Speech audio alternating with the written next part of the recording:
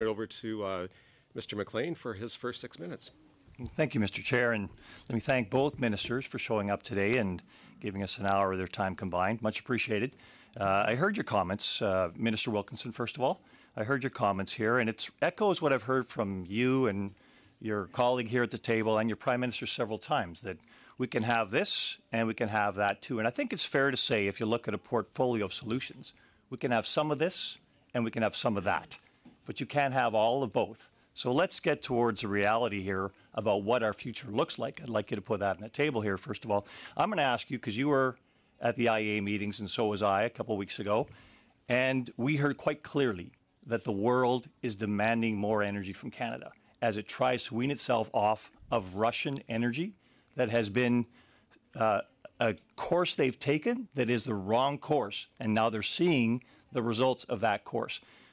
You committed to 300,000 barrels a day more of Canadian energy by the end of the year. Then that'll be a stretch. I think we've talked about that. However, the question is, how do you give 300,000 barrels a day, 4% of Canada's current energy production, and think that makes a drop in the bucket for Europe's security?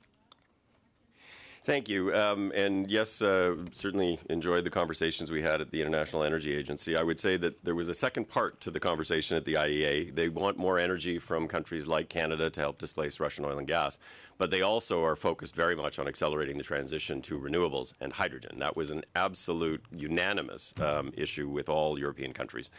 And certainly Canada is not claiming that it's going to solve all of the issues that Europe has with respect to displacing Russian oil and gas. We are part of a group that have come forward collectively to try to do that. That included additional oil and gas from the United States. It included releases from the strategic reserves, and it included Brazil stepping up with 300,000 barrels of oil.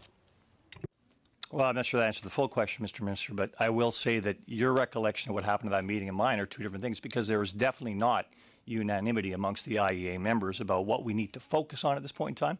Matter of fact, I think the Czech Republic actually said it is time for us to put aside the current emergency for what is their emergency in Europe right now, which is their very existence.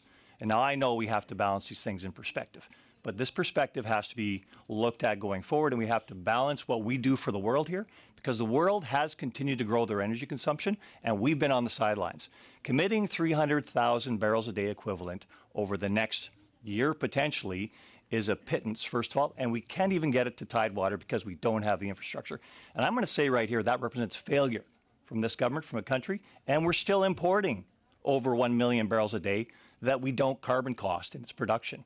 These are flaws in your approach. So I'm going to ask you here, if you think about it, when you look at the actual production of oil around the world and the representation Canada has in there, we rank pretty highly, up with Norway as far as our transparency and our ESG characteristics of the oil production we have.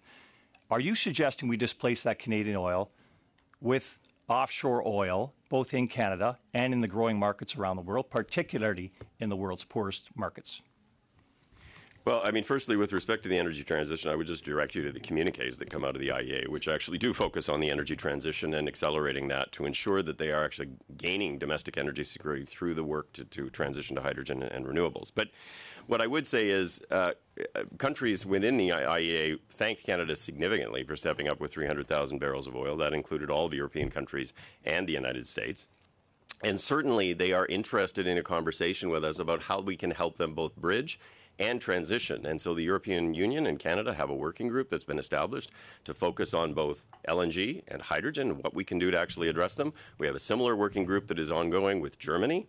And certainly the relationship between Canada and European countries with respect to energy, and energy is not just oil and gas, it is renewables, it is hydrogen, it is a whole range of different forms of energy, is extremely close and working very productively right now to try to address both short-term and long-term issues. Oh, well, thank you, Minister. And I think when you talk about renewables here, we talked about hydrogen over there in Europe as well. And hydrogen, of course, green hydrogen is unviable at this point in time, both from an energy return over energy invested perspective, but also from a cost perspective. So we've got to balance all of these things.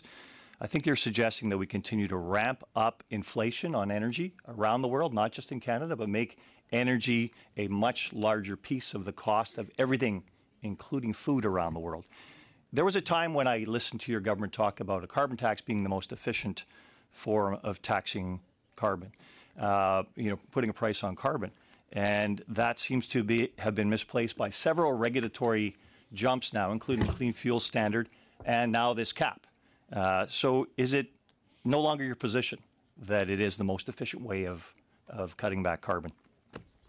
Well, I think if you ask 100 economists, 99.5 of them will tell you that it is the most efficient and effective way that actually incents innovation. I would note that it's something that the Conservative Party of Canada campaigned on in the last election. And certainly it is a critical part of our plan to reduce emissions and to incent innovation and build a clean growth economy. We've been very clear about that through 3 different elections, and it's something that Canadians endorsed in the last campaign. That you're trying to have your cake here and eat it too if you're going to have a tax and a whole bunch of regulatory burden on top of those. But as far as the emissions reduction cap goes, I'm going to quote Premier of Alberta, the NDP Premier of Alberta, who was last in power, who called your emissions reduction plan a fantasy. Comment, please. Well, I would just comment, I spent both last weekend on Monday in Calgary with the industry, and I would tell you that the industry's message back to the government is we want to collaborate, we want to work hard. Yes, it's ambitious. It's ambitious in every sector of the emissions reduction plan, but we want to work together to try to find a way to get there. And that was true across the piece, and I think you would see it if you actually went and looked at the statement that was put out on the emissions reduction plan from the Pathways Alliance, but also from the Canadian Association of Petroleum Producers. We're out of our 6 minutes, and we will go